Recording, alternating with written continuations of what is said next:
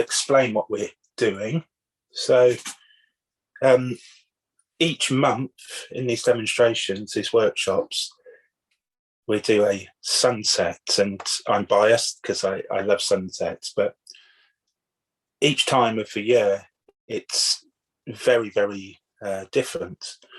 So as we roll into winter time, the days get shorter and the sunset happens much earlier. So not long after the children get home from school, the sun begins to set.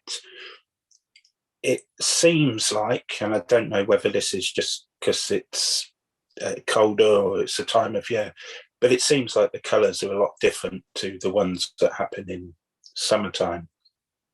And that could be to do with cloud, or it could be to do with the position of the sun or the earth, whatever. But each take on their own unique kind of atmospheres and feelings. So this isn't a photo I took myself, but it demonstrates for me exactly what we're looking for. So it's a much kind of a darker kind of picture with this lovely orangey, pinky yellow light projecting. When we're painting this, really what we're trying to do is create a sense of atmosphere, and it's about building up a few layers and building up tones and textures as we go along. So today we are working in gouache again, working with a limited palette, and our limited palette is blue and red and yellow, plus some white as well. Now, most of you have done this before, so you know the reasons why I'm using the limited palette, but I'll just explain for those who haven't and catch up with the video later. So the reason I use the limited palette is that, first of all, we can all access pretty much these three colours. It doesn't matter what blue, what red, what yellow you've got. I'm using ultramarine blue, something called permanent red, and a yellow called permanent yellow. They're kind of middle yellows, not too lemon and not too orange, and the red is not too orange and not too purple, so it's right in the middle.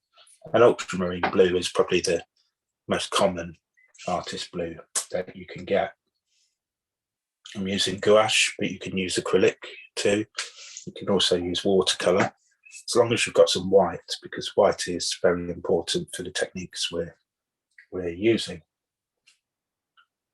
So when we paint a scene like this, we're looking to build the layers up, and we start very thin. So we're starting almost in a watercolour style. If anybody's got any questions before we continue, do feel free to ask, or if you've got any questions during the workshop, do feel free to ask. I'm just going to grab some kitchen roll.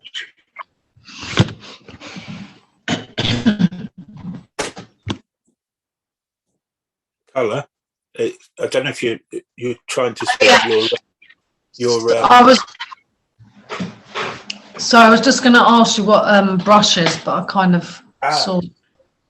That's a great question, because normally I use round brushes, but Hannah asked me in the Camden Carers group yesterday about flat brushes. So what I've done today is I've chosen a flat brush. It's a similar size to the brush I use, the round brush, and it's the same make. So this is called a ProArt Bristline, and Bristline is kind of like a trade name,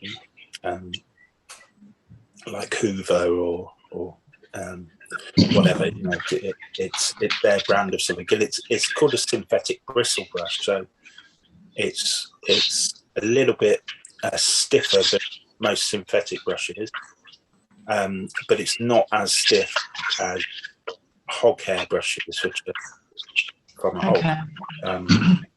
So this is a flat brush like that, and it's a kind of a medium size. All right, but if you've got a round brush, I'll be using the same techniques. I was going to say, you remember those brushes that you recommended? I love them, but they're so like they need to be a bit more worn out because they're just so perfect. Yeah, so I don't really know which one to use, but yeah, okay, maybe. Yeah, there's only one way to wear them out, though, Carla, is just do more painting. Yeah, and be kind of unforgiving with them. I mean, the great thing about these brushes is that when I use the oil paint in the hog hair brushes, they tend to really lose the hair quickly, and I don't mean like single hairs coming out, but you wear the side down very, very easy. With these synthetic brushes, they tend to go a long time and take quite a lot of rough treatment. Yeah, I've kind of had to rough them up a bit if I sort of do. Yeah. Just so it's not so perfectly, Yeah. But that's too big. That's all right, isn't it? Yeah, I'll do some techniques today that will rough them up a little bit. We'll do some stumbling.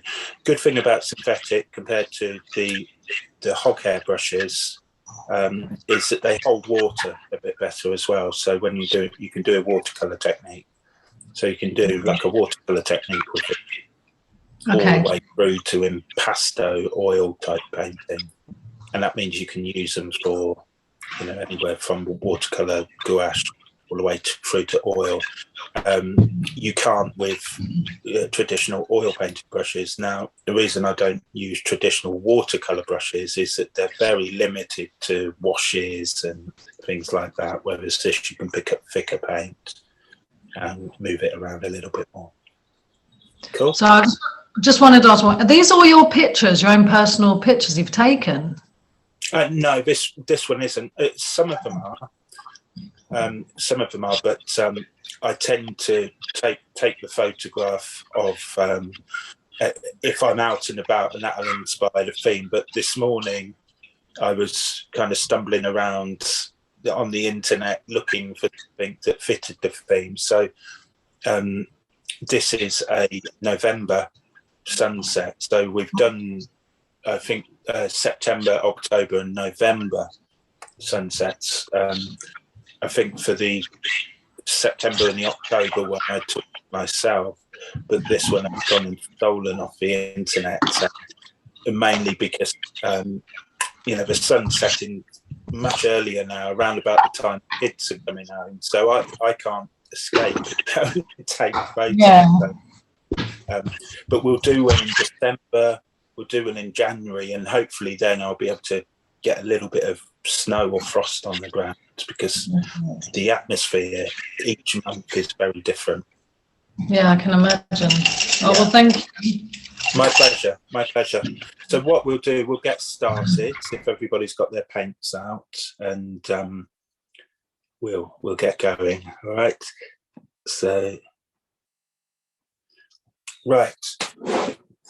So when I begin a painting like this, again, I want to be working in a much more watercolor style to begin with, and we talk about sort of blocking in areas.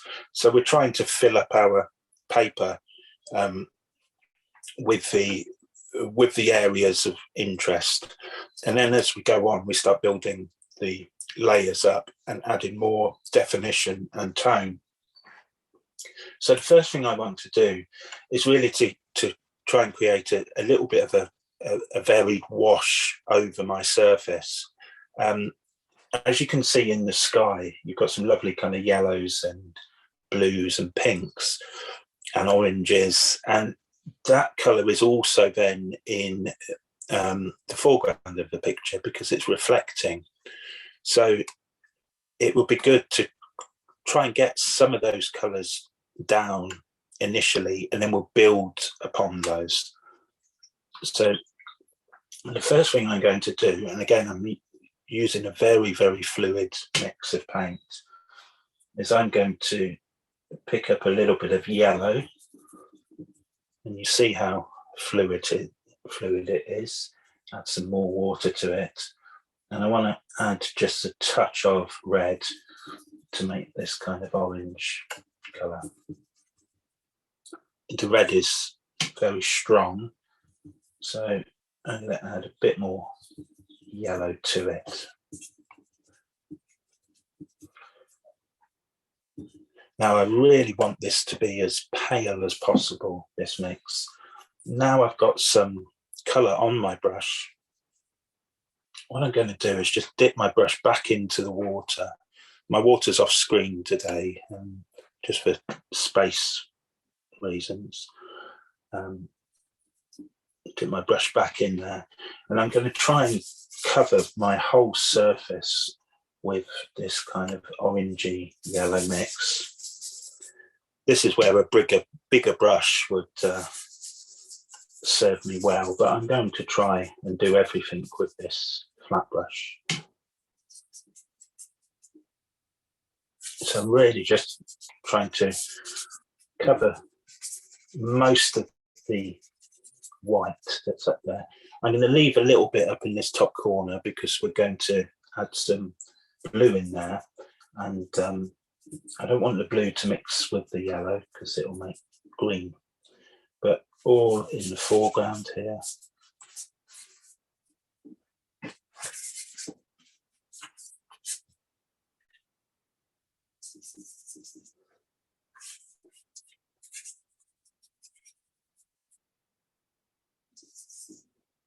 When I paint with oils, I will work on a toned background like this.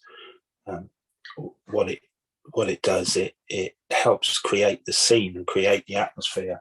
So when you put colours on top, they really kind of stand out and fit in. The difference is that in that I will tone the background and then let it really dry. Whereas here we're working slightly more what they call wet in wet style.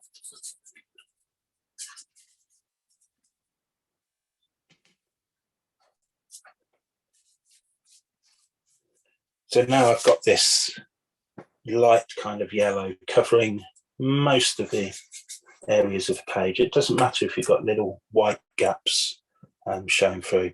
And what we want is this sort of streaky effect. As you can see, as I was going over the page, I wasn't brushing like this. I was using the side of my brush and just kind of scrubbing it over the page like that. Now, the next thing I'm going to do is I want to look at the area just above my my horizon where you've got this kind of pinky purple going on. So into my orange mix here, I'm going to add just a touch more red. The red is very strong, so I've got to be a bit careful with it.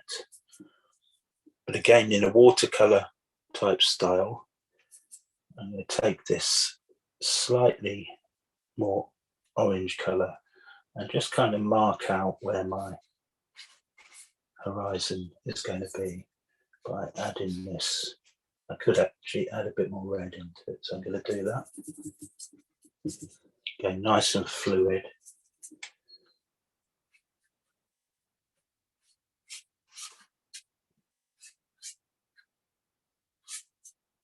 Just adding that slightly more reddy pinky tone to it.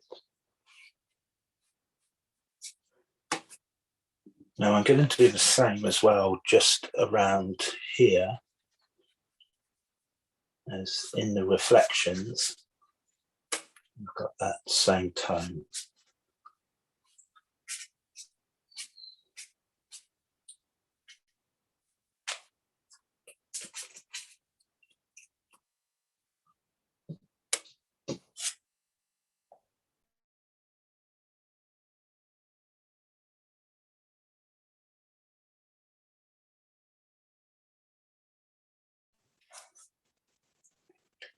by doing this, we're slowly putting the image together, not through shapes, but through blocks of colour and of tone.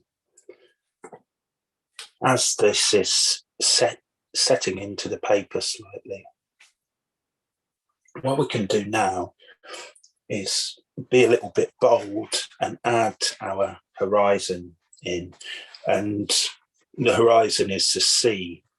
And on the photograph, it's a very dark blue. I want to be a little bit careful when I put this down to not have it too thick to start with, because it will be harder then to reverse it. We'll have too much colour down. Now, for that blue, I can see it's slightly green. Okay, we're not going to be able to get the colours exactly the same as they are in the photograph, because we're working with this limited palette. We could get very, very close to it, if not exactly like it, but it may take a long time. We're just trying to create an impression of this scene. So I've taken some blue, and into my blue, I'm going to add a small amount of yellow.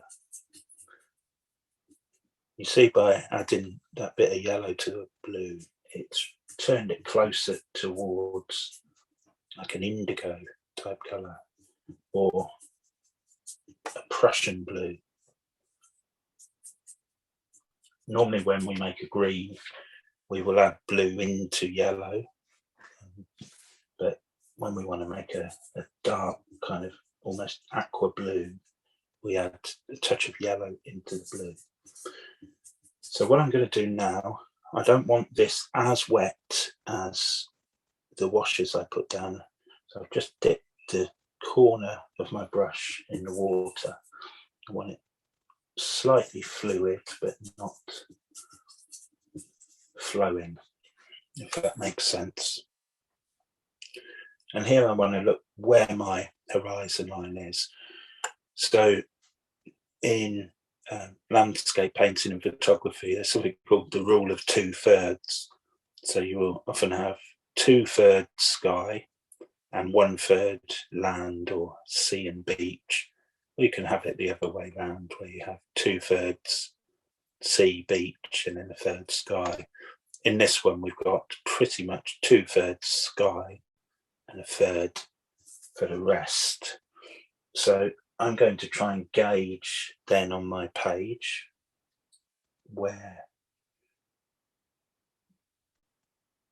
to put that horizon. And I'm just going to do a line right across like that. It doesn't matter if you've done it too high or low. I've probably done mine a little bit too high, but it doesn't matter. And then what I'm going to do, I've done my line across. I'm just going to pick up a little bit more of that paint, and then,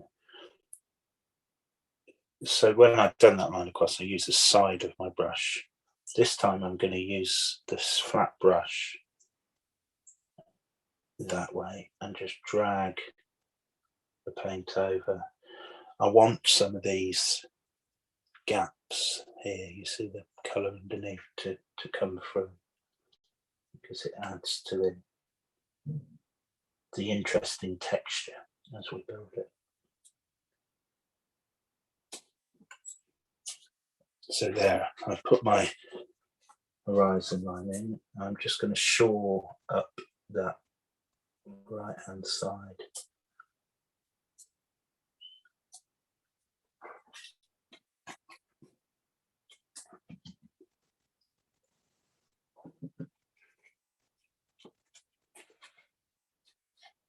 I've put that in as a marker.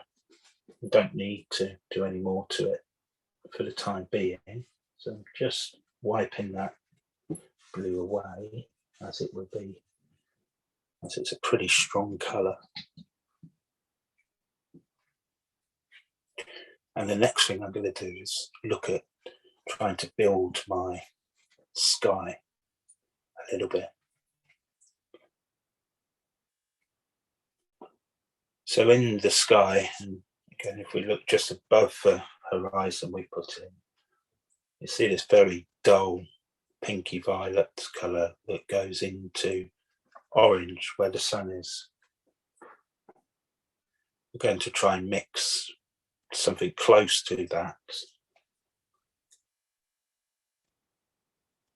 So the first thing I want to do, and this is where I'm going to bring my white into effect, is I want to create the pink.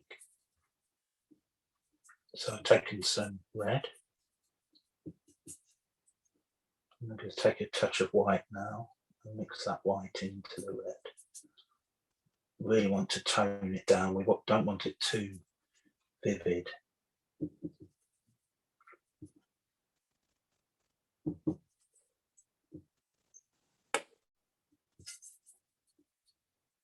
So I need some more white.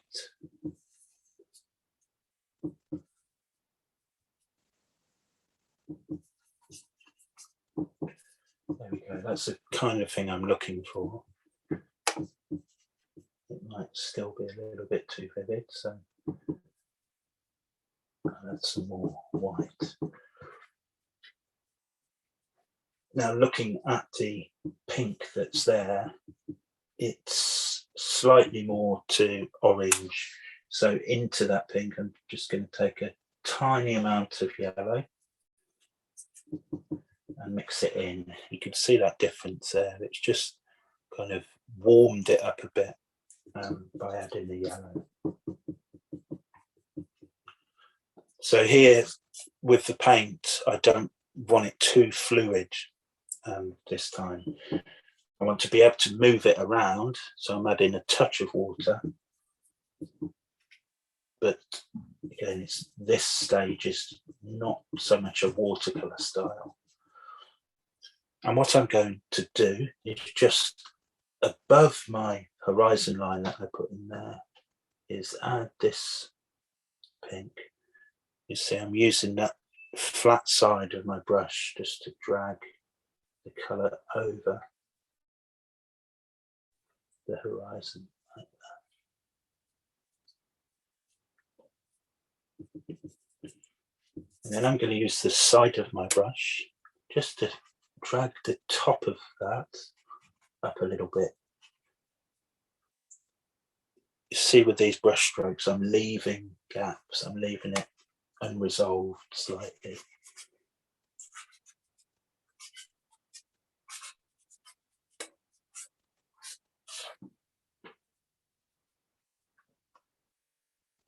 So now we have that pink in. Don't know if you've still got your pink mix, but if you don't, I'll just mix that up again. So it was a touch of red and quite a lot of white.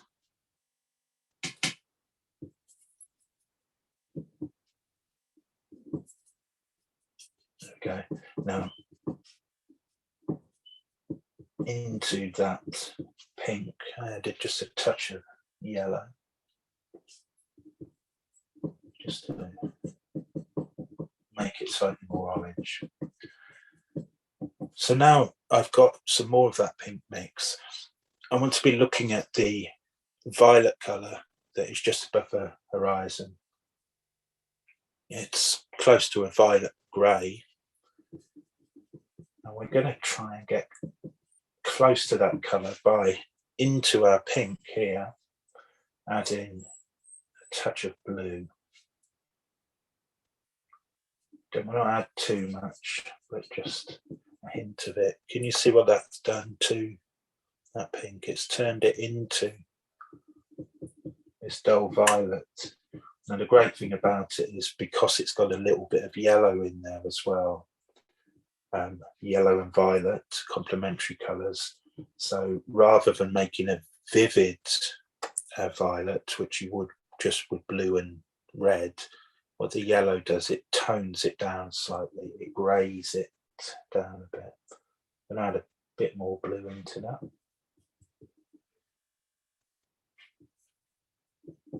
So got this nice dull violet here. I dip my brush, or the corner of my brush, in to the water again. I'll try and pick some of that up. I'm going to start in this right corner and just take my brush just over the horizon again and try and just stroke that violet colour over the pink, but I don't want to cover the pink. I want some of it to shine through, like so. And I've realised that I will have to do a slightly darker violet in a minute, but I'm going to then start over in the left corner and try and do a similar thing, bring it over.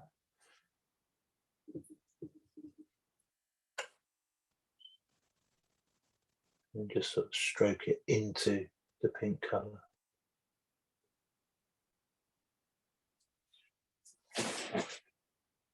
I want to leave this gap here for where the sun is going to be.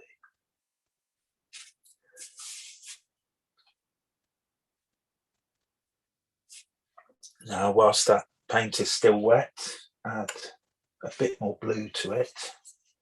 That's probably a bit too much blue, but let's see what it does.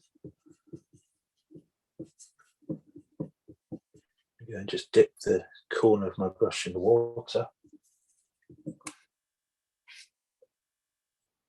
And then following, going over just above the horizon.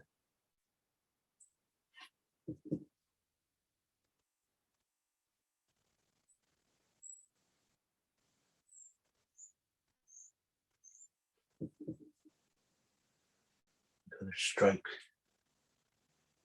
that slightly darker violet in.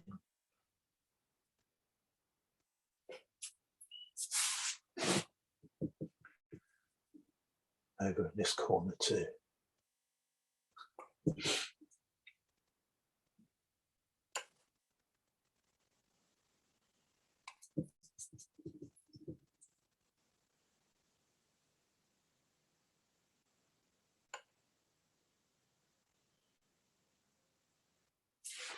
Leaving that glow in the middle. You can see also how working with layers, what it does, and knowing a bit about how to use the brushes, you're left with these sort of undertones shining through, and it really helps to create that sense of atmosphere.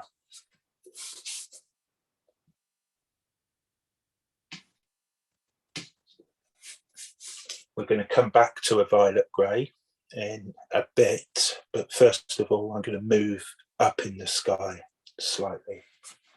Get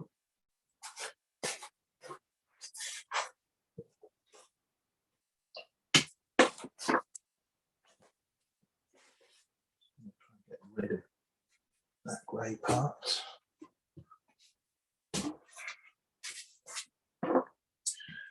Now, for above the grey and the pink, you really see a kind of the brightest yellow, apart from the sun, is happening just above here. And then it's transitioning then into that grey kind of orange colour. But first of all, what we're going to do is put a bit of that yellow in. And it's going to be quite toned down. So I picked up some yellow here, and I want to add quite a lot of white into it. Often the colours we see in real life and photographs, they're less vivid than our eyes read them as. If we were to, with this photograph, just crop out that bit of yellow up there, yellowy golden orange, you would find that it's actually really quite a pale yellow, but our eyes kind of perceive it as brighter than it actually is. So I've got my yellow here. I need to add a little bit of red into it, but being very careful to not overdo it as the red is very strong. So just a tiny bit, and then some more white. And here I'm going to go back to being slightly more fluid with the paint. So dipping my brush in the water to get this colour, and you can see it's much easier to move than the violet we just put on. And then just above this area, slowly, again with the side of my brush, just going to put a bit of that yellow in. I don't want to overdo it.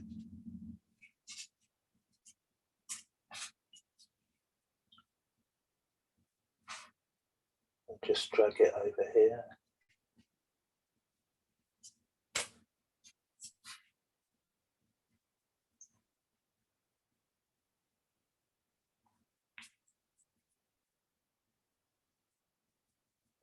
And now as it goes up, it takes on a much more of an orangey kind of hue. So I'm going to pick up a little bit more red and mix it in. Touch of water. And just above that, drag in a bit more of that orangey mix.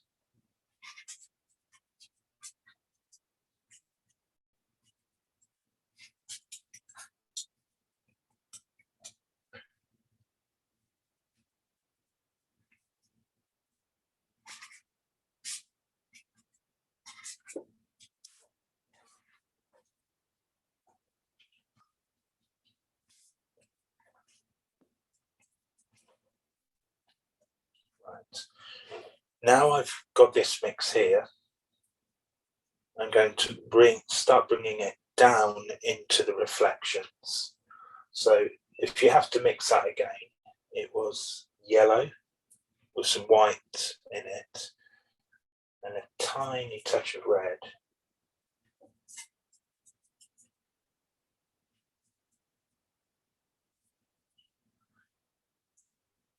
And with a similar kind of fluidity, just going to move this colour. See, I'm using the side of my brush again. Not filling the whole of the space up, but just dragging this colour over this area.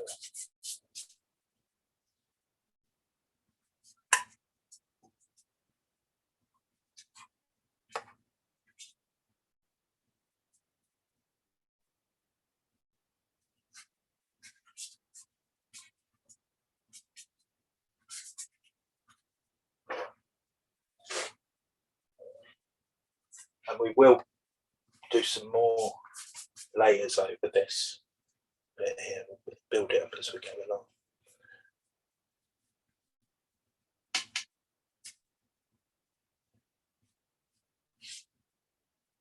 When we look at the clouds up in this sky here, they're going to sit on top of the background that we're building.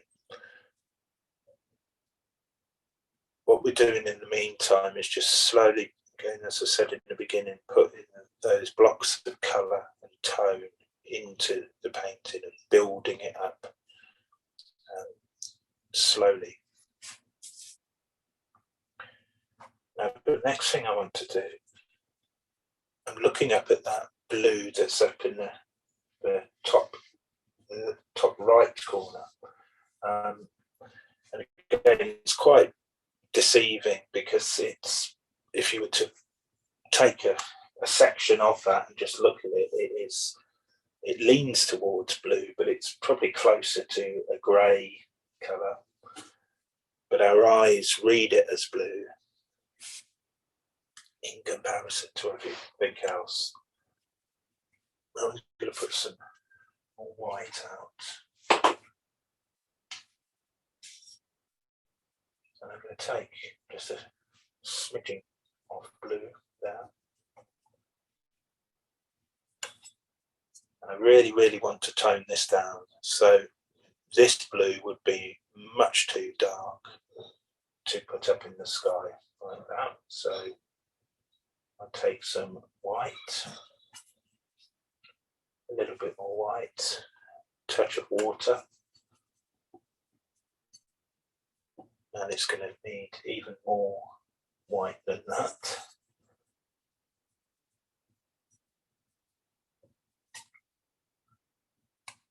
And I'm going to do something else. I'm going to add just the smallest amount of pinky red to it. I want to be very careful because this red could completely change it. So I've added just a tiny amount. You can barely tell. Right. And here I want to be fluid again. So I'm making sure I've got a lot of water on my brush. And I'm going to start in this top right corner and just drag this colour, so spreading out from this side, spreading out like that.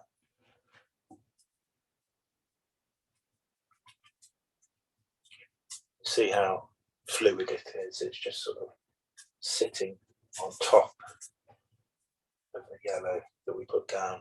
We want some of those yellow undertones to still be coming through.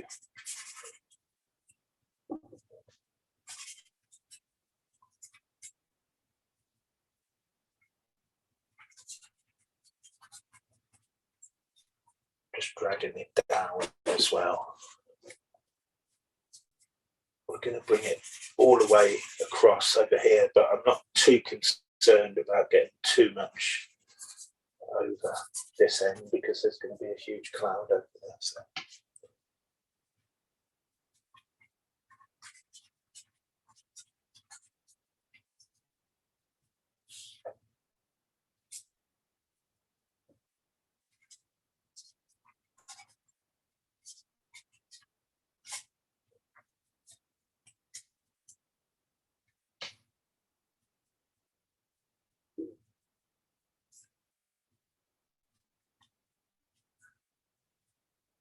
Not sure if it's picking up on the camera, but you can see the subtlety of the mix there.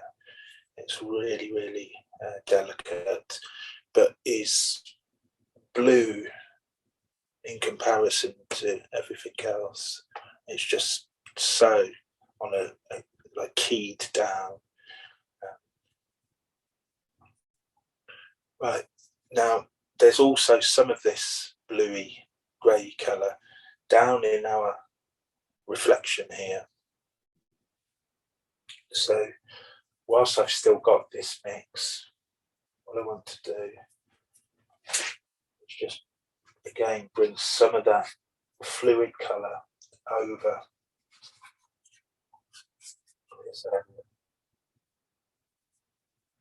I'm leaving this gap here because there's a rock we'll put in towards the end.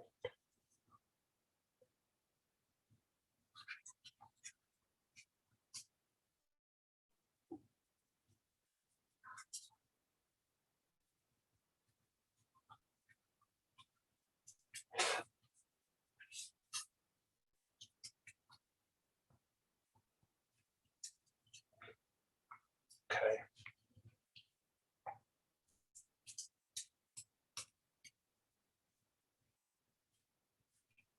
In about 5 minutes or so, we'll have a little break and let the painting settle down and dry a little bit. But the first thing I want to do is just to start getting the basics of this huge cloud that's coming across here. On the screen it looks darker because you've got this black board of the iPad showing it. But we're going to put the first layer of that in. Now, to make a dark colour like this out of the primary colours, we're going to have to rely on some complementary colour mixing. For me, the cloud leans towards a kind of a purpley violet colour. So what we'll do is first of all take some blue. And again, I'm going to make this quite a fluid mix. So taking a nice amount of blue there. Now into my blue, I'm going to add a little bit of red, and that will turn it into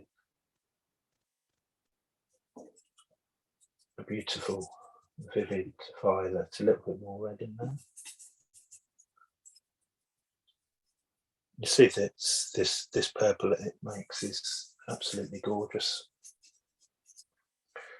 Now, to turn that close to a black colour, we're going to have to rely on complementary colour mixing. So when you put purple and yellow together in a painting next to each other, they make the other stand out. They complement each other.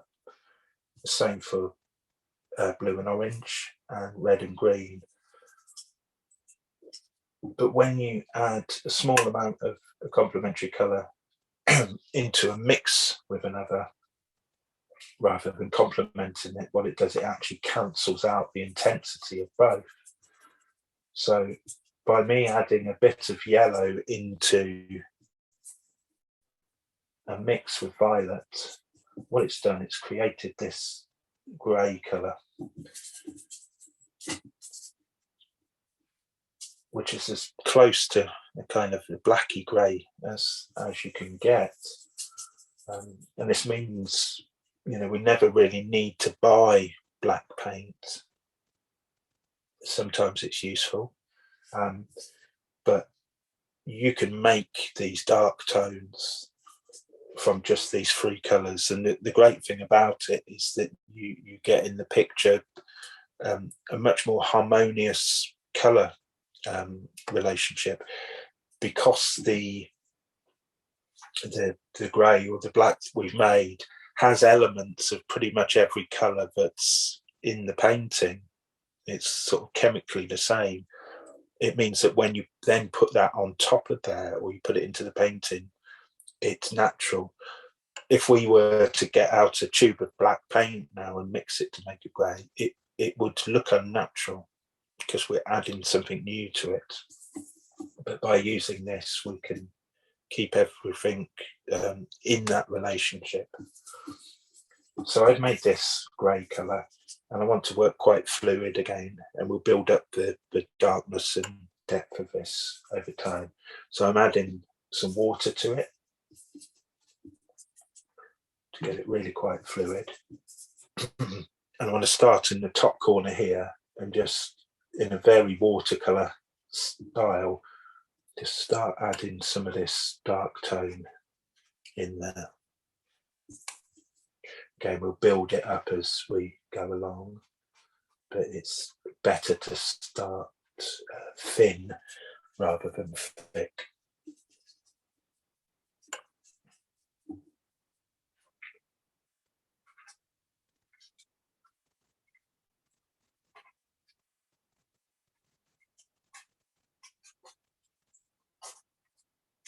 And now I've just put that basic block down.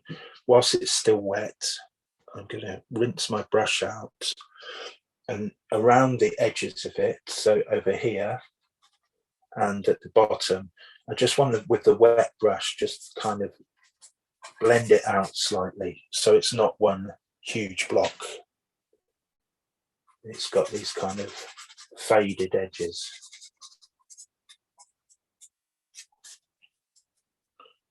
It looks a little bit different on the screen because I've got light reflecting in it at the moment. But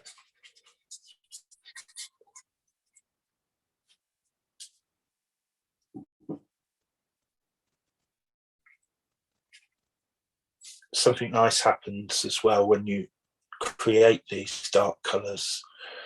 I don't know if you can see there on the palette that they start to separate.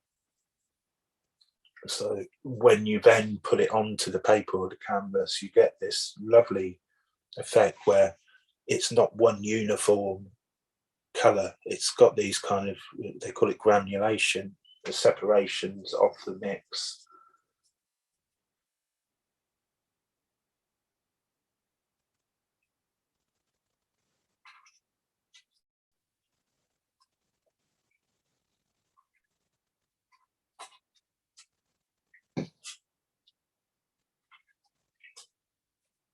Okay, so just going to leave it like this for the time being and just let it settle and dry. And what we will do is we'll take a break until 11 o'clock and then carry on with it. And then when we come back, you can ask some questions, but we'll carry on and build up the extra layers. Now, during these workshops, I always run out of time and never quite finish a painting. But with this one, I'm quite confident I'll be able to come back at 11 and finish it by about 12 o'clock. So I'll see you all soon. And change your water as well, so you've got clean, fresh water. See you soon.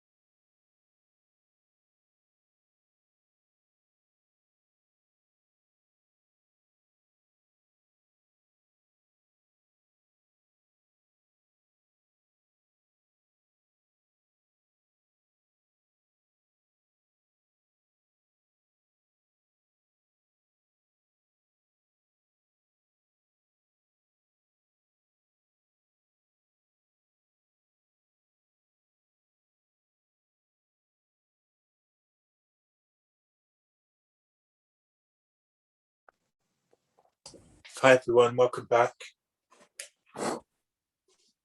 So hopefully our painting settled down a bit and dried a bit. I can see because the paper has gone a little bit bumpy, so it looks a little bit wobbly. Has anybody got any questions before we go on?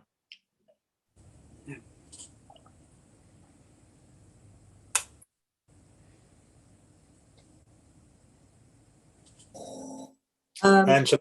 Hi, Richard, it's Angela. Yes. So this is quite difficult to get the delicate tones that you've got. Yeah, I agree. I've got way too dark on the colour tones, and on the sea, well, basically I just had, the paint was too liquid, so it all merged in with the sky. Right. So I feel like I need to start from scratch again. Yeah, so my colours are too dark, so I've ended up with this. That's perfect. That's perfect. We're going to build on it. I can build on it, yes. I can tone it down. Yeah. So that's what we're going to do next, is really start looking at dark and light areas. So what you need in yours is to darken it, lighten it. What I need to do in mine is to darken certain aspects. So what I was going to do is, next of all, put this rock in that is over in this corner, because it's the darkest area of the painting. And what that will do is then help me gauge then where other areas can be lighter or darker. That was my plan, but what I'm actually going to do now is start with what would be the lightest area, which is actually the sun. So once you've got that lightest area in there, you can then gauge everything else to see if it's, in between that or much darker than that light colour. And it's often with paintings that it will either be too dark or too light. What you're looking to do is to at this stage is to really start adjusting those elements. Now, I saw in yours, Angela, that I think your clouds are too dark at the top. So what we can do then is, just as we layer it on, just add more white to it, more white to those dark things, just to lighten it up and start putting it into a more grey rather than black area. The reason I use the paint very fluid over here is to try and avoid that, because whilst the painting is still quite light and there's elements of the paper shining through or coming through it, you can work in that watercolour way to kind of thin it down and not make it too opaque over the surface. But what we'll do now is start adding much more white to our mixes, so it lightens it all. All right, so what I'll do, I'll put the big screen again and we can get going. Okay.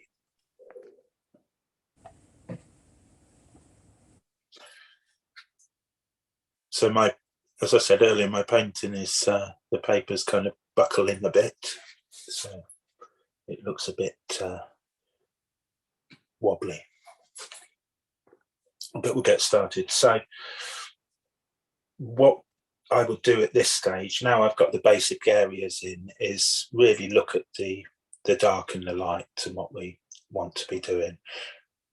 We also want to start building up some opacity. The first thing I'm going to do,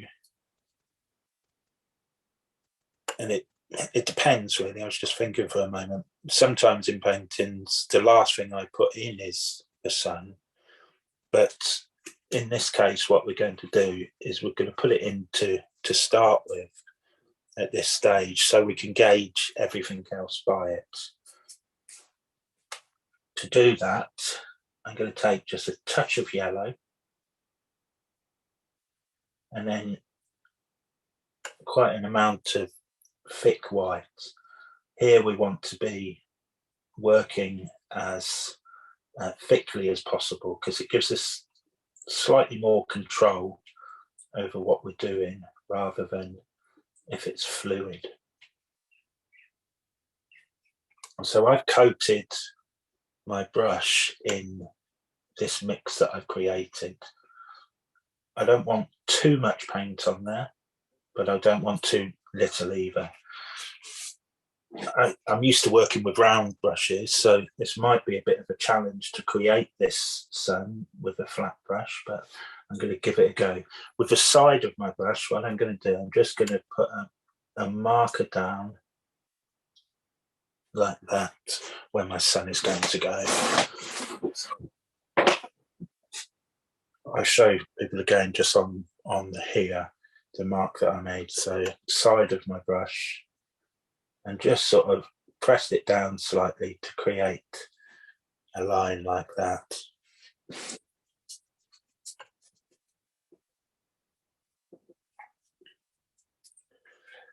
I think it actually needs to be slightly bigger, so I'm going to do another one just above that.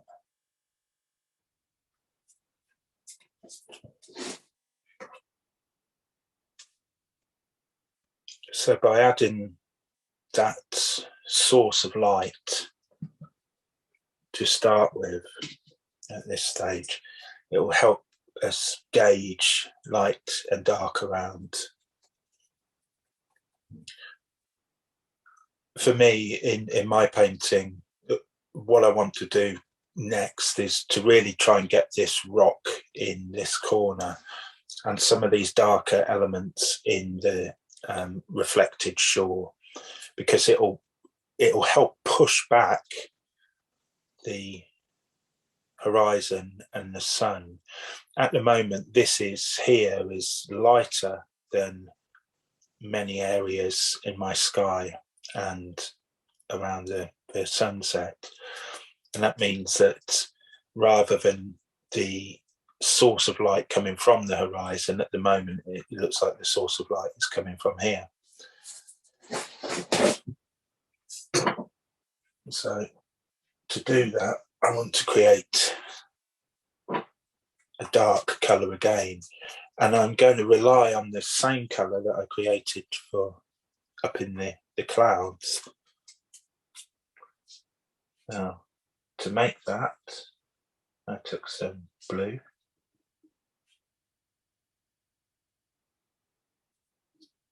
Just want to make it slightly brushable rather than fluid. And into blue, I added a touch of red to create this lovely purple colour.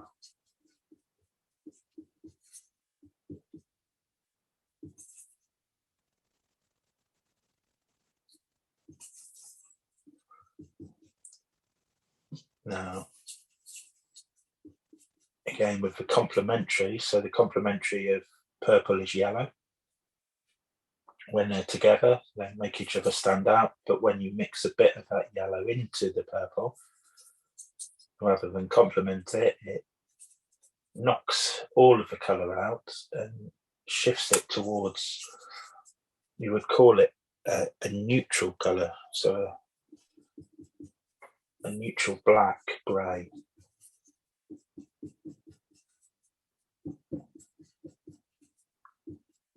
Right, and again, I don't want this too fluid. I want it just brushable like this. And the first thing I'm going to do, rather than trying to draw the rock that's over here, is I'm just going to use my brush to create a kind of a shape that is similar in shape to the rock. You see, I don't draw the outlines for things, but instead just kind of sketch it out like so. I'm using the side of my brush here.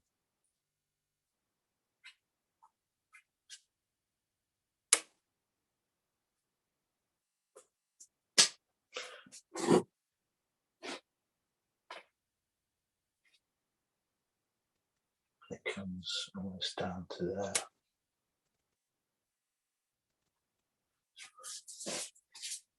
Again, it's an approximation of the shape and not the perfect rendition of it. Right, now I've still got this sort of purpley colour. I want to tone it down just slightly by adding some white to it to make it into a grey rather than a black.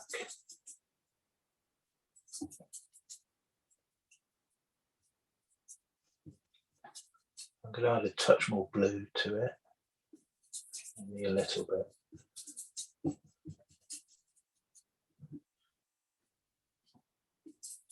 And again, just so your paint is movable but not completely fluid. I'm going to look at some of these shapes in the sand, and I guess it's dry areas of sand, so the reflection's not happening in it. And just with the side of my brush, I'm going to just lightly do some brush marks over the surface. I need some more white in there, it's too dark.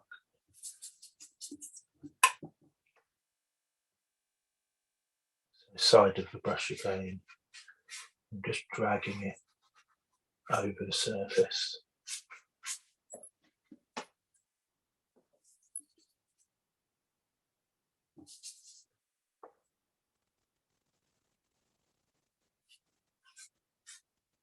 Leaving a lot of that undercolour still coming through.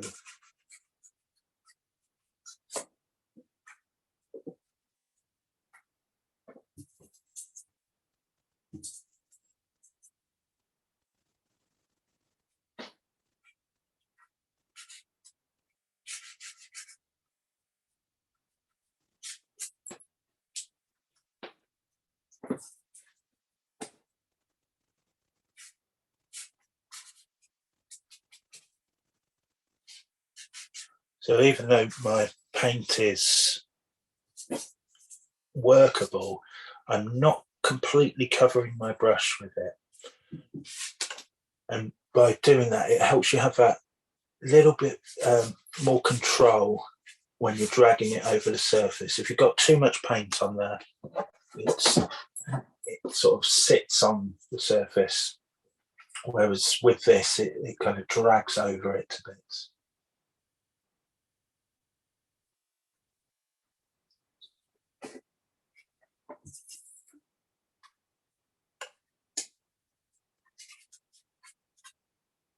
And again, we're looking for an impression of it, not the exact representation. And at this stage, it's about the shapes and the textures rather than exactly what you're seeing.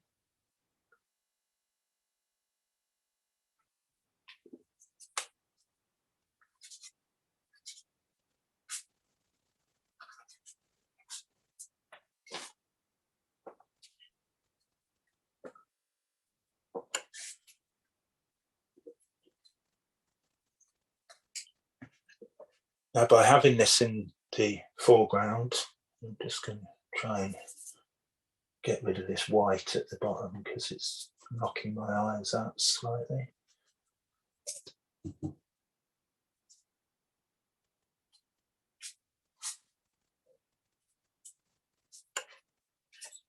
By having this in the foreground, what it does, it helps to push back the horizon line. And then that source of light is coming from the horizon line. But immediately what that does, it helps us see where we need more attention. Now, for me, it's up in this sky to get that nice and dark as well, so that it helps again push this light source over the horizon back. So I've got my mix here, and again, if we need to mix that again, it was blue, and into the blue a touch of red to make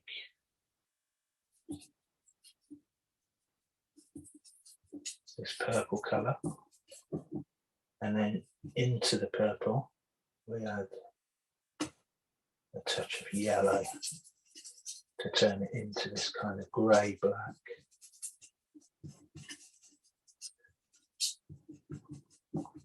Now, when I put my clouds in this time, I want them to be much more opaque. To make things lighter and opaque, it's where the white comes in handy. So as I mix that white in there, it lightens it. But when I then put it onto my painting,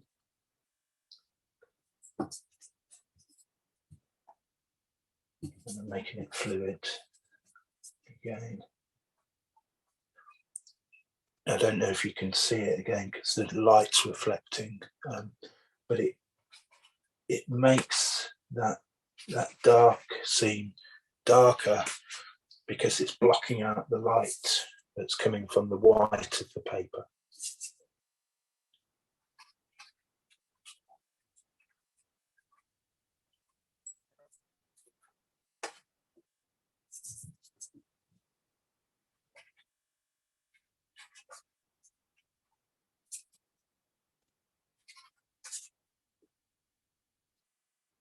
Just to thin it out slightly as the cloud's coming over here, I'm just adding a bit more water to the mix. You can do it also by just adding a bit more white.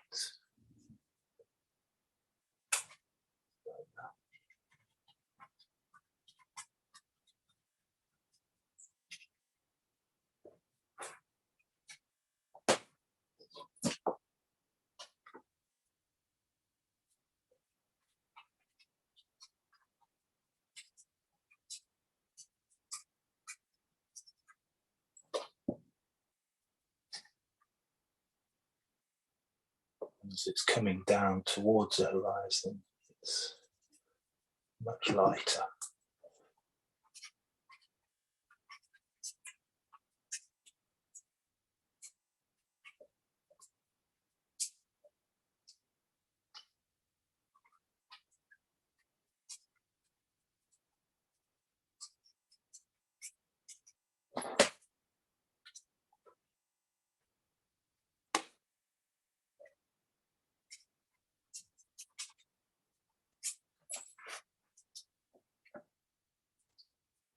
Now, when we paint, we often don't want things to be sort of disjointed. So you can see my cloud coming across here, but it looks like it's just sort of sat there on its own. What I do to make it more holistic is sort of depart from the photograph a little bit here. And I've taken a damp brush and I'm just taking the edge of my cloud to my brush and just starting to just drag some of that colour lightly over. What it does then, it helps sort of bridge the gaps between things. So we've got a bit of that grey coming over our sky here.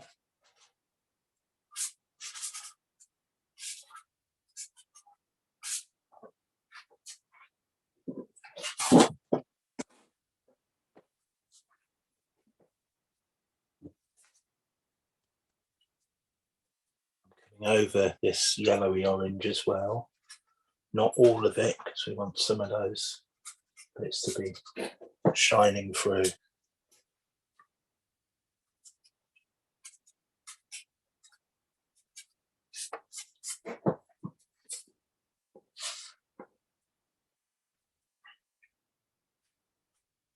Now for the time being, I'm happy to leave that as it is. Those clouds, we can always add more as we go on.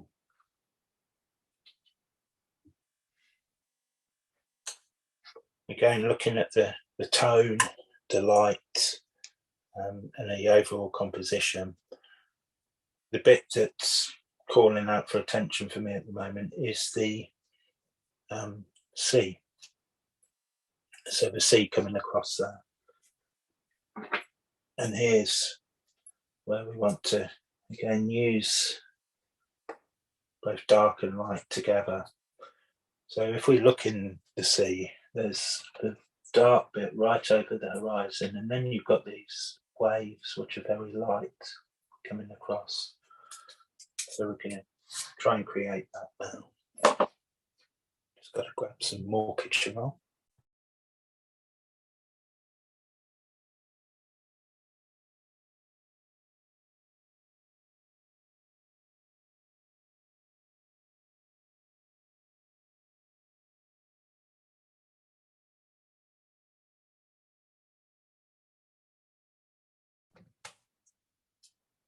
I'll put some more blue out onto my palette. I'm going to pick up some blue to start with.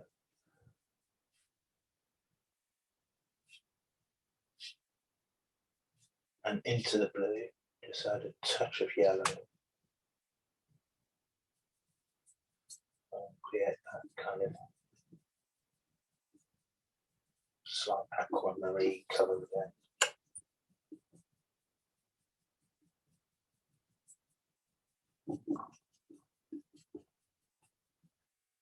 Now I want the paint to be relatively thick, workable, but not fluid. And I'm going to shore up the horizon line now with this blue. I'm going to take this dark blue, come straight across over where I painted before.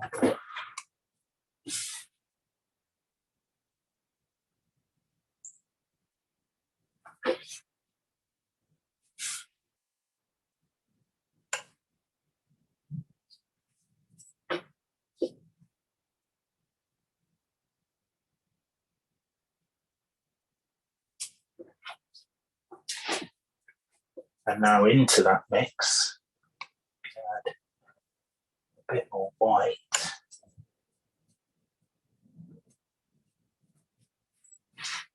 Just at the bottom of where I've added that blue,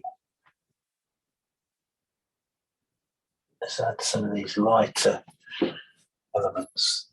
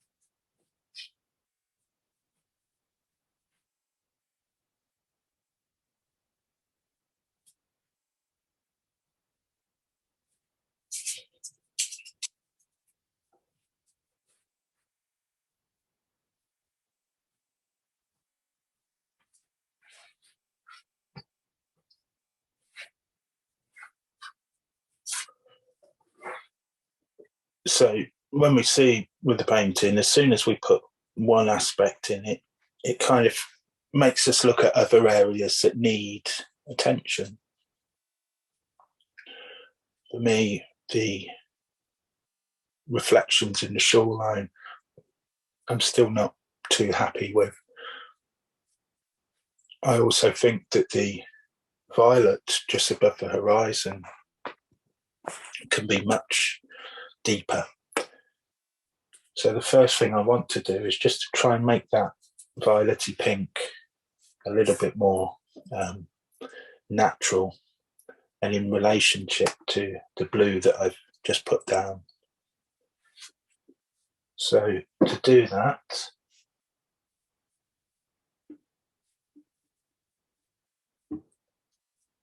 I'm I'm going to take some blue.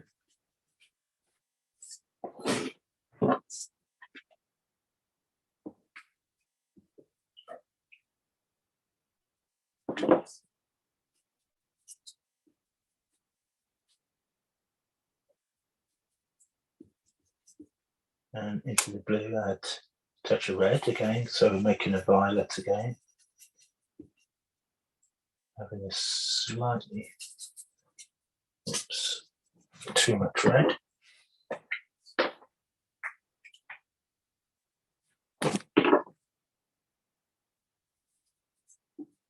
So there's that purple colour. Again, we want to add just a touch of tiny amount of yellow into it. Not too much this time.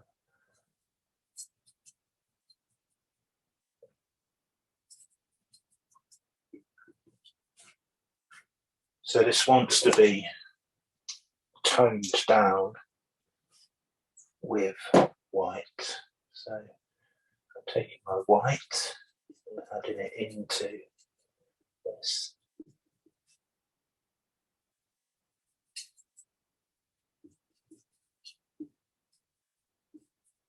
It's still a little bit too vivid, so it needs more white again.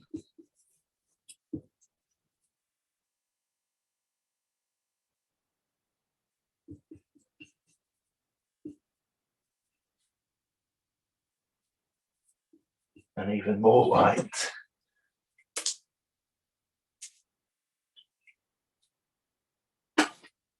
When colour mixing, it's often easier to go back to dark than it is to get something light again. So that's why I'm mixing a lot of white in here, because I prefer it to be too light and too dark. And also, if you notice when I'm mixing, what I'm doing, I'm kind of leaving.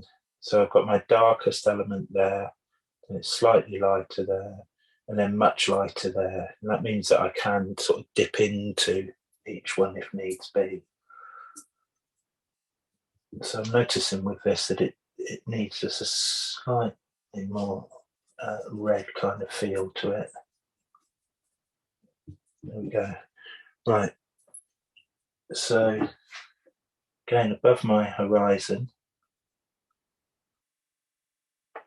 just drag some of that violet into it. Yes, much happier with that now.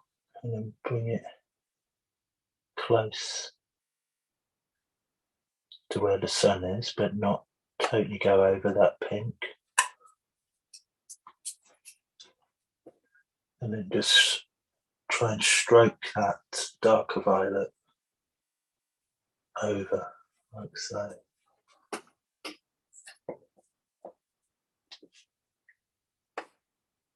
And over in this corner here, it's much darker. So again, I'm going to work some of that darker violet into it.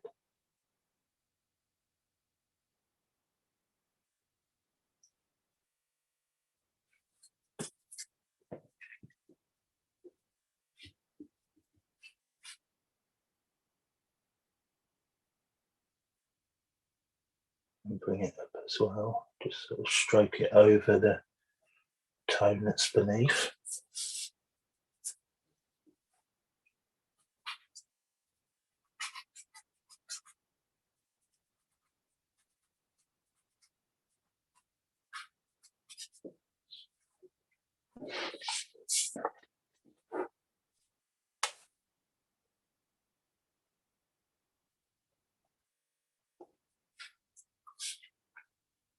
So I'm much happier with that darker purple now.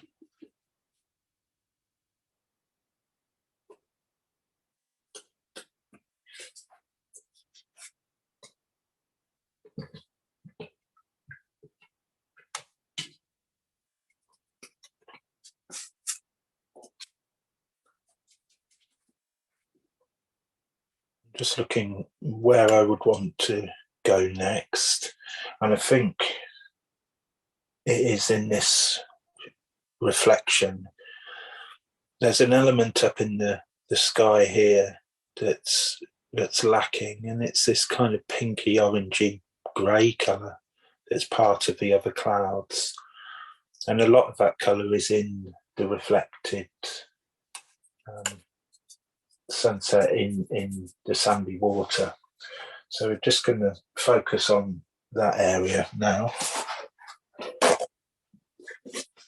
We'll try and clear away some of this violet.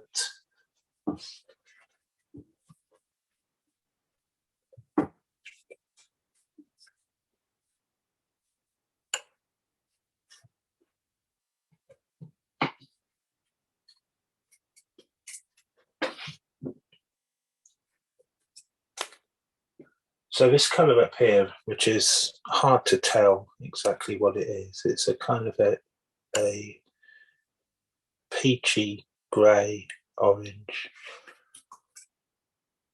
I want to be able to try and create something like that. And I'm going to use another complementary mix to do that. So I'm going to take some yellow and a bit of red to make an orange.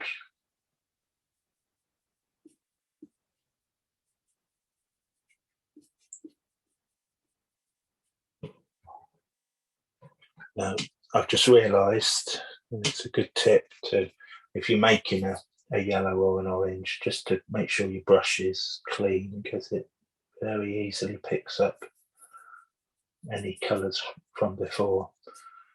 So I'm making this basic orange here. Oops, way too much red in it.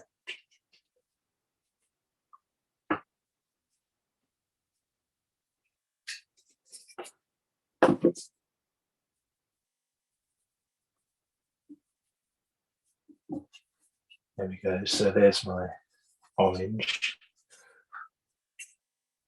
Now here I'm going to rely on, first of all, toning it right down.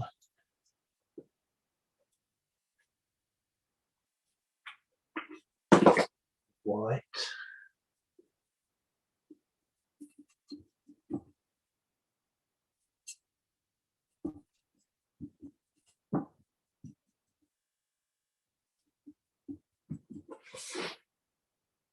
So it's as kind of paler orange as you can get. And I want to do something now to make it, to tone it down even more. When orange and blue together, they are complementary colours, so they complement each other. But when you add a little bit of blue into and mix with orange rather than complementing it, it tones it down. Now, it's very easy to get a green out of this, and it's not green we're looking for. So if yours starts to turn slightly green, what you want to do is just add a bit more red to it, because if it's turning green, it tells us that there's too much yellow in there and not enough red. So there we go, I've added a bit more red to it, and you can see that it's still a kind of an orange colour, but it's much more toned down and natural.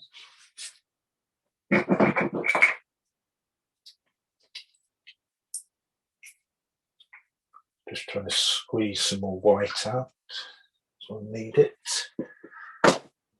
So I've got some white here, and really mix it into this.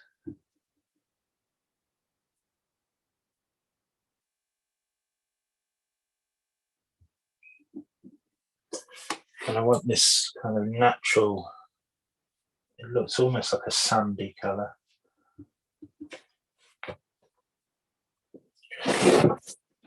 Now what I'm going to do, over my sand area where the reflection is with a relatively thick paint, I don't want it fluid at all. Just start to drag some of this over the top of this area. You can see that it's, because it's opaque, it's kind of sitting over the grey as well.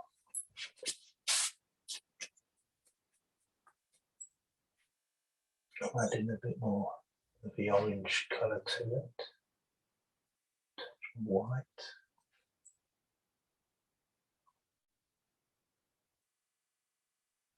Just dragging it over the top.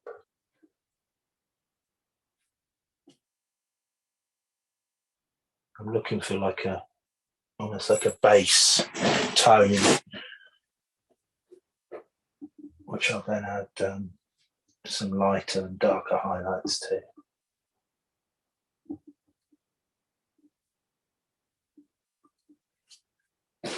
I now want to kind of match that up in the sky as well. So just in this area, I'm adding this pale orange.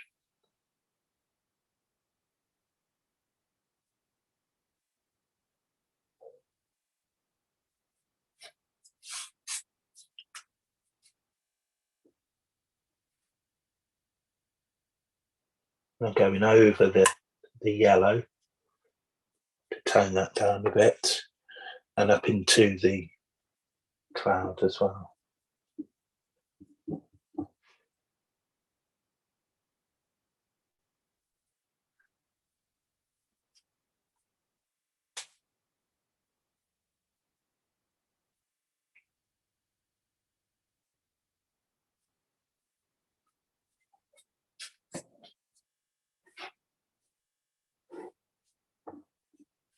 And now I'm going to come back down into the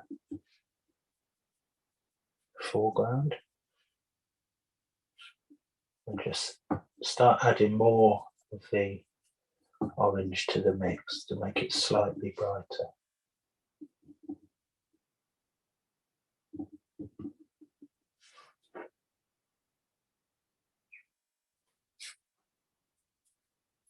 Just layering it on top.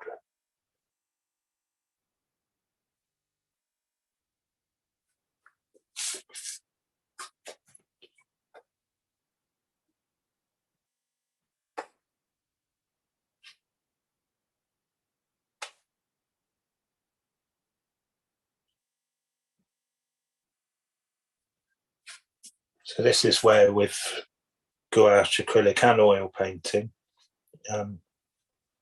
you start to build the textures and the layers of your painting.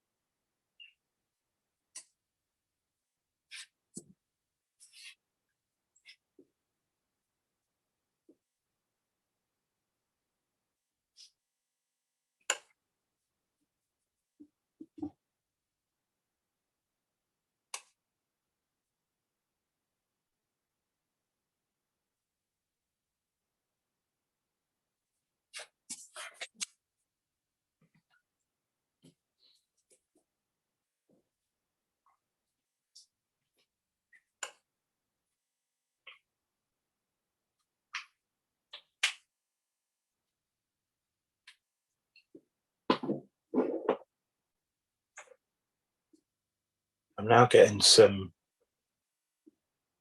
stronger white, some pure white, and just adding it into this mix. So I'm looking to build, again, those elements of light over the top.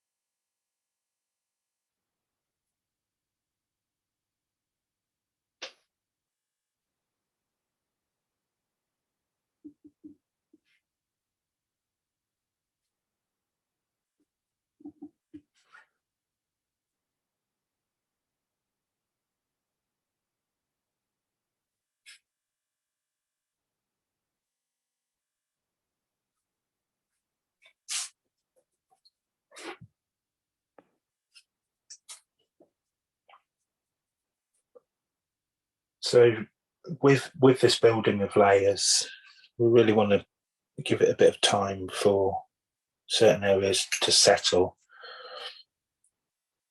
I'm having a look around the painting and seeing what I think needs attention. At the moment, it doesn't look joined together enough for me. It's a little bit disjointed. I'm happy with how the foreground is going, but I'm still not happy with what's happening up in the sky. It doesn't seem natural. So I'm going to look at how to remedy that now. And I'm going to start around the line here between where the violet is ending and the yellow and the rest of the sky is beginning. For me, the yellow is way too bright and it's not looking natural at all. So to do that, and it depends if you're working with acrylic or gouache. At this stage, it doesn't really matter. It may be an advantage working with gouache, but we're going to go through the technique and it should suit both mediums. So what I want to do, I'm just going to try and clear my mixes up here, so I've got a bit of palette to work on.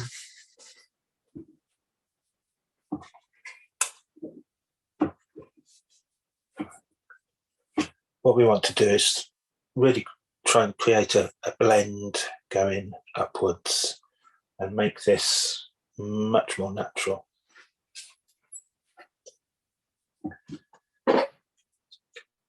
I'm going to take some white paint.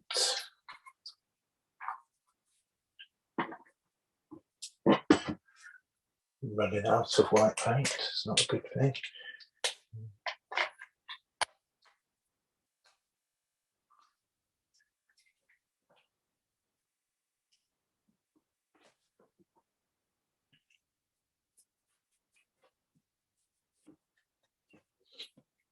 So I've got some white paint I've just put down here.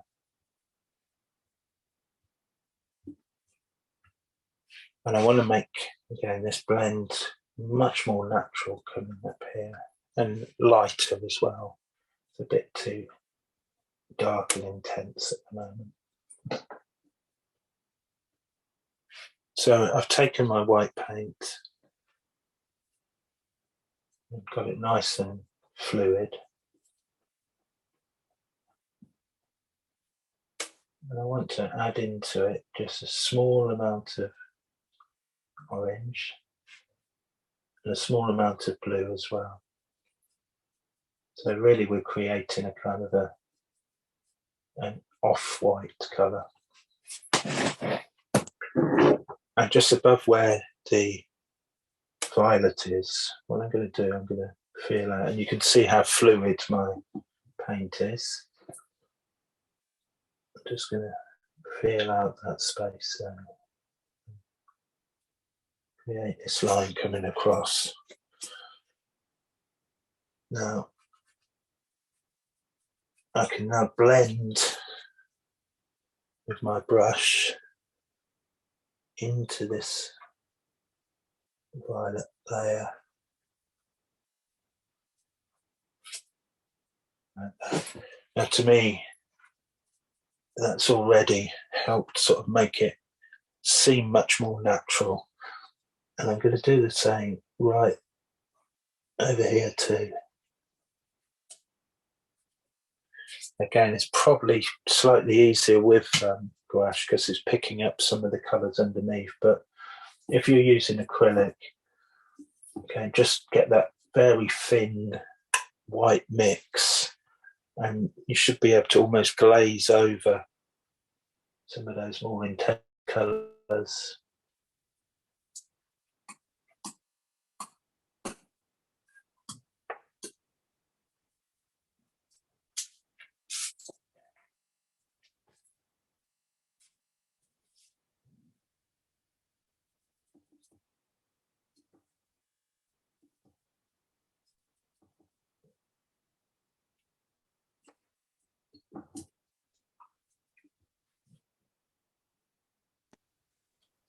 Hi, Richard, it's Angela. Hi, Angela. Hi. Could you just recap what you're doing with the white and why, please? Right. So what I'm doing is I've got this thin mix of white. It's probably about 60% paint, 40% water. And what I'm trying to do is to really try and tone down my painting, because I'm not happy with what's going on in the sky. It's too, even though the colours would work, it's too disjointed. I've kind of got the clouds there, I've got some yellow there. I want to create a harmony across the whole of the sky. And one way of doing that is to create a kind of a, almost like a uniform, think of it like a mist going over it. If we glaze a painting with, say, a very thin red, everything will take on that slight red tone. If we do it with a very thin white, what it does, it just helps sort of bring that tone down, so everything is kind of covered in it. You don't want to do too much, of course, but it sort of, it makes it slightly more muted rather than intense blocks of colour here and there. It will join them together. Are you using acrylic, Angela? I've got gouache. Oh, you've got gouache. So the great thing about gouache is what it does as well is that it picks up some of the undertone as well. So because you can continue to edit gouache as you go along, what I want to do is I want to make my blends much more natural. So you see this seemingly intense purple going down to the horizon line. When I drag this kind of light wash of white over it, and again, I need a few strokes of it, what it does, it just softens it and makes it kind of much more natural, the transition of it going upwards. So at that stage, we depart from the photo a little bit, but photography can capture those transitions. Paint's much more difficult to do it. So this is one way of doing it, that damp brush, and just slowly coming over our surface, like so, and brushing in. And it's one of the reasons I like using gouache, is it remains this kind of workable thing over time. So you see there, by just adding that slightly more subtle tone to it, and I'll do the same around the pink as well of the sunset.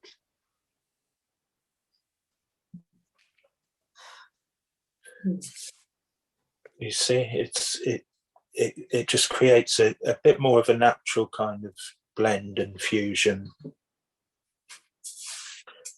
I wasn't happy with how, I had a big streak of yellow there, and then, blocks of purple here. This is that unification of the painting. I'm going to do a similar thing now down on the water bit, because this part is a little bit too yellow for me. So I'll grab some white, and I want just a touch of blue in there, not too much. And with that thin kind of whitey blue, let's just look at this area here. Just drag it over.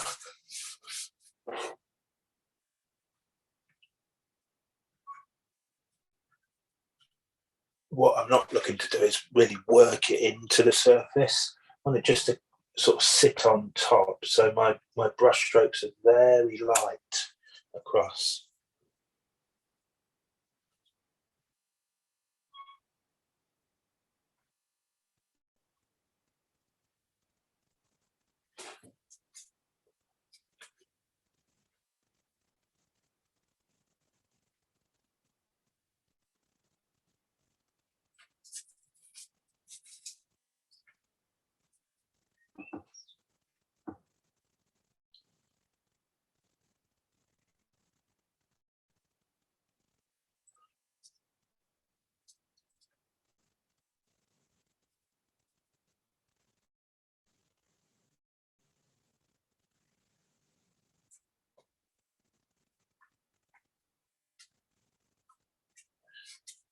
often in paintings, this is a combination of, I don't know, you can see on the camera here, but this relatively thick impasto paint here to very thin washed out areas. It's that tension between the two areas. If you have it all like that, it doesn't work so much. But if you have those areas that are kind of fading out, and then more focal points have got that intensity to them with the thick paint. I'm just looking at my sea over here, and I want to just shore up my horizon line slightly, so I'm going to add a bit more of that greeny blue over here.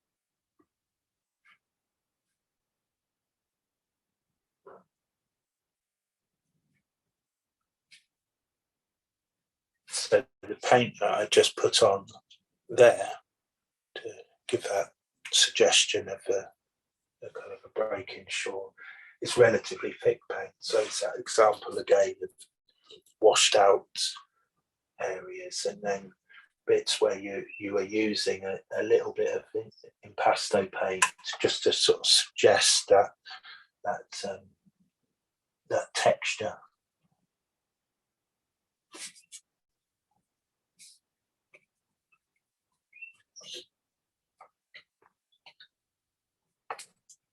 Right, so we've got probably about another 5 minutes.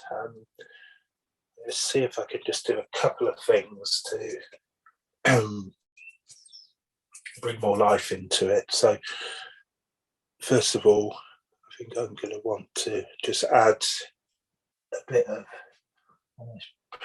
pure yellow with a tiny bit of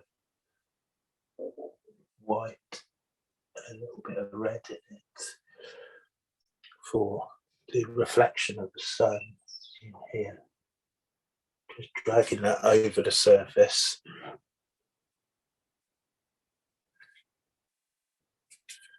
And I want a bit of pure pink towards the shore.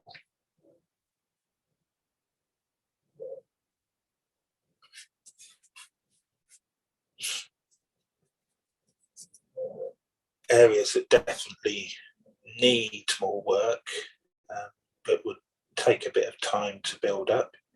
I was being optimistic again and thinking I'd finish the painting in time. But areas that definitely need work are the shore here.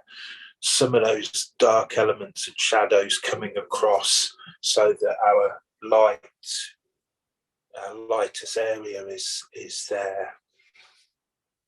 That needs that intensity of kind of yellows, pinks and oranges, framed by these darker areas coming across here. I haven't been able to capture that yet. I think things that also need a bit more attention is up in the sky with the clouds, or this one big swooping cloud across. It will need a bit more treatment like we started to do here, where we're just using that thin white wash just to fade areas out and unify areas as well. I'd want also to make a little bit more pink at the top here from where the sun set is, and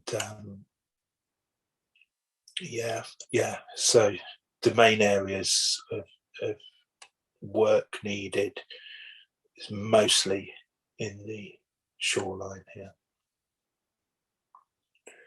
So if people are going to carry on with this or watch it later,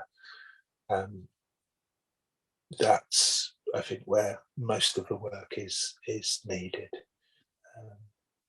But for now, I will leave it there. And again, I think I was being too optimistic by saying today I will finish the painting. I don't think it's happened once.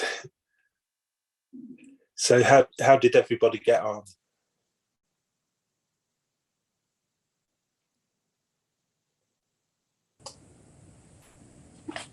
A lot of still a lot of work to do. Yeah. I'll show you one. This. I don't know if oh, beautiful! That's really beautiful, Hannah. A lot of work on the sky. It's very sort of odd. Yeah, yeah. The background. That's looking really nice. So, well, what parts did you find tricky? I found it was getting on quite well, and when you started putting a heavier paint on the whites, I thought, wow, we're doing a whole different ball game here. Yes. Yeah. And it sort of threw me a bit because I thought it suddenly got much darker, thicker, and you have to look at the whole picture again. Yeah, yeah. Those whites that came in. Yeah. It's yeah. Yeah, it's a tricky one, isn't it? Because it's, you know, when you sort of depart the watercolor element of it and start going into working with opaque colors, it is a totally different ball game. But that's where, you know, once you're able to sort of wrestle that image around, you know, over time, it's where that real interest is, because you've got all of those little layers coming through and thick bits and thin bits, but it certainly is a challenge. Yeah, is it the same if you do oils this way? Do you do it from light? Well, it's different with oils. I tend, because you don't have the drying aspect of it, I tend to work pretty much straight from the tube, you know, and not thin it out at all because of my patience for it drying, even evaporating thin oil paint. So do you do one oil paint and that's it? You don't go back to it? It depends. It depends. I'm working on this huge one at the moment, which is terribly frustrating because it's of chroma here, and I just can't get it right. And it's because I'm thinking about it too much. Yeah. But the ones that I do alla prima, you know, and just, I mean, some of my best paintings I finish in 15 minutes, you know. It's because I just go into it and know how to move paint around. But the ones that I spend a bit of time working on the layers tend to cause me more problems, because I have to go back to them, you know, another day, wait till it's dry, so I lose that train of thought. But I will tend to, you know, I tend to work sort of straight off. I mean, the one, you know, the one which was a sketch that I done for the little flyer for. But I mean, I'd done that in probably about 10 minutes because I just didn't think about it and did it from my imagination. Sometimes it depends. Yeah. There's quite a few in the paint over pile. So yeah, it's all parts of the process. Yeah. So thank you everybody for coming, and you know, always with these things, I tend to be working it out as I go along as well, and you know, oftentimes in the painting think, oh, it's going all right, and then think, oh God, no, it's not. And it's about you know how you turn it around and help sort of rescue things. Yeah. Yeah. But thank you all for coming anyway. Thank you very much. Yeah, wonderful.